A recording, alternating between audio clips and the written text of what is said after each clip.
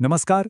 एक सवाल है जो शायद हम सबके मन में कभी ना कभी आता है कि इतनी मेहनत करने के बाद भी जब हम दीवार से अपना सर तक टकरा लेते हैं तो वो दीवार हटती क्यों नहीं, रास्ता क्यों नहीं देती। तो चलिए आज इसी उलझन को सुलझाने की कोशिश करते हैं। हाँ, ये वही सवाल है जो बहुत लोगों को परेशान करता है ना? कि भाई हमने तो अपनी तरफ से सब कुछ किया, हर कोशिश कर डाली, पर नतीजा वही ढाक के तीन पात। जिंदगी जहां थी वहीं खड़ी है। तो इस सवाल का जवाब ढूंढने के लिए चलिए एक कहानी का सहारा लेते हैं। और ये कहानी है एक सुनार की, जो हमें मुश्किलों को देखने का एक कह सकते हैं कि बिल्कुल नया नजरिया देगी। तो होता यूं है कि एक सुनार है और वो चांदी के एक टुकड़े को आग की सबसे तेज, सबसे गर्म आंच पर तपा रहा है। और उसका बेटा ये सब बड़े ध्यान से देख रहा है। अब बेटे के मन में जिज्ञासा जागी और उसने पूछ ही लिया। उसका सवाल ना बिल्कुल हम सबके मन में उठने वाले सवाल जैसा ही था कि आखिर सब हो क्यों रहा है, इतनी तकलीफ क्यों? सुनार ने बड़े प्यार से समझाया, देखो बेटा, चांदी को अगर शुद्ध करना है तो उसे आग की सबसे तेज लौ के बीच रखना ही पड़ता है। यही एक तरीका है जिससे उसका सारा खोट, उसकी सारी गंदगी, सारी अशुद्धियां जलकर राख हो जाती हैं।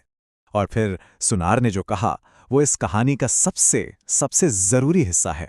उसने कहा, और मुझे पता कैसे चलता है कि ये चांदी अब शुद्ध हो गई है? जब मैं इसमें अपना चेहरा, अपना अक्स साफ साफ देख पाता हूं। तो अगर जीवन की आंच तेज महसूस हो रही है तो याद रखने वाली बात यह है कि ये भट्ठी जलाने के लिए नहीं, बल्कि तपाकर एक चमकती हुई चांदी में बदलने के लिए है। ये एक प्रक्रिया है और इस पर बनाने वाले की पूरी नजर है, तब तक जब तक कि किसी इंसान का सबसे शुद्ध रूप निखरकर सामने ना आ जाए। तो ठीक है, इस निखार की प्रक्रिया को थोड़ा और गहराई से समझने के लिए अब हम चलते हैं अपने पहले फॉर्मूले की तरफ। हो सकता है ये सुनने में थोड़ा अजीब लगे, पर यह बहुत बहुत जरूरी है।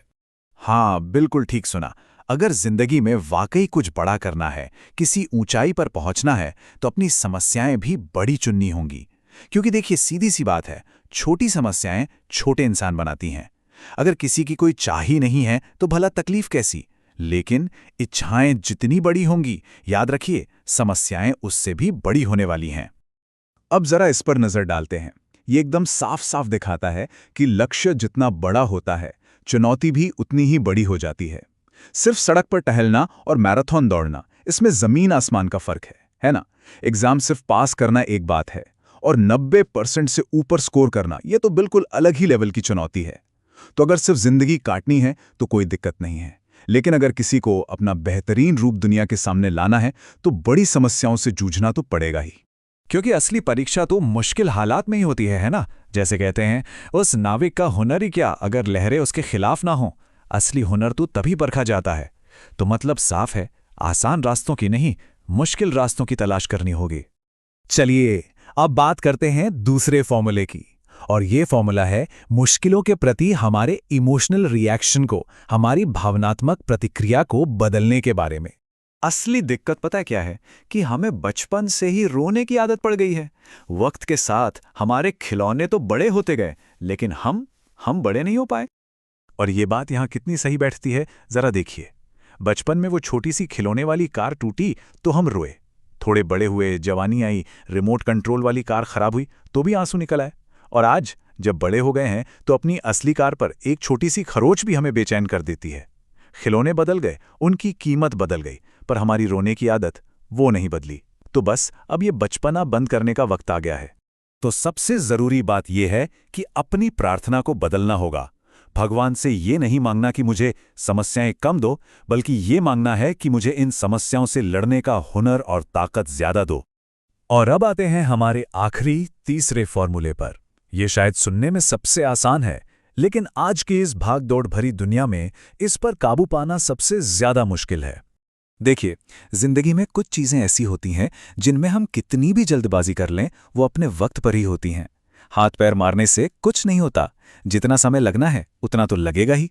जैसे कि कबीरदास जी ने कहा है, धीरे धीरे रे मना, धीरे सब कुछ होए, माली सींचे 100 धड़ा, ऋतु आए फल होए। 100 घड़े पानी डालने से भी फल तो मौसम आने पर ही लगेगा। एक किसान से बेहतर इसका उदाहरण और क्या हो सकता है? सोचिए, उसने खेत जोत दिया, बीज भी बो दिया, पानी और खाद भी डाल दी, उसने अपना सारा काम, अपनी सारी जिम्मेदारी पूरी कर दी। अब उसे सिर्फ सब्र करना है, क्योंकि बाकी का काम प्रकृति खुद करेगी, अपने समय पर। किसी ने लिफ्ट का बटन दबा दिया, मतलब अपना काम कर दिया। अब मशीन को अपना काम करने देना चाहिए। बार बार बटन दबाने से, बेचैन होने से क्या लिफ्ट जल्दी आ जाएगी? नहीं, सिवाय बेचैनी और दुख के कुछ हाथ नहीं लगेगा। तो सवाल ये उठता है कि इस पूरी तपने और निखरने की प्रक्रिया के बाद आखिरी मकसद क्या है? आखिर ये सब किस लिए? तो इसका जवाब है, कुछ ऐसा बनाने के लिए जो हमेशा के लिए रह जाए, एक विरासत छोड़ने के लिए। अगर कोई चाहता है कि दुनिया उसे हमेशा याद रखे, तो उसके लिए सिर्फ दो ही रास्ते हैं। या तो कुछ ऐसा लिख जाओ जो पढ़ने लायक हो, या फिर कुछ ऐसा कर जाओ जिसके बारे में लिखने लायक हो। एक सीधी सी बात है, जो इंसान वक्त की धारा के साथ बस बहता चला जाता है, इतिहास उसे वक्त के साथ भुला देता है। लेकिन जो इंसान उस धारा का रुख मोड़ देता है, इतिहास उसे हमेशा हमेशा के लिए अमर कर देता है। तो आखिर में सवाल यही बचता है, क्या मुश्किलों को खुद पर हावी होने देना है, या फिर उन्हीं मुश्किलों का इस्तेमाल करके अपने भविष्य को, दुनिया के भविष्य को एक नई शक्ल देनी है? देखिए, किस्मत ने तो हम सबको एक जैसा इंसान बनाकर भेजा है, पर असली महानता तो इसी में है कि जब दुनिया से जाने का वक्त आए तो हम सब एक जैसे ना हों, और ये फैसला हर किसी को खुद करना होता है।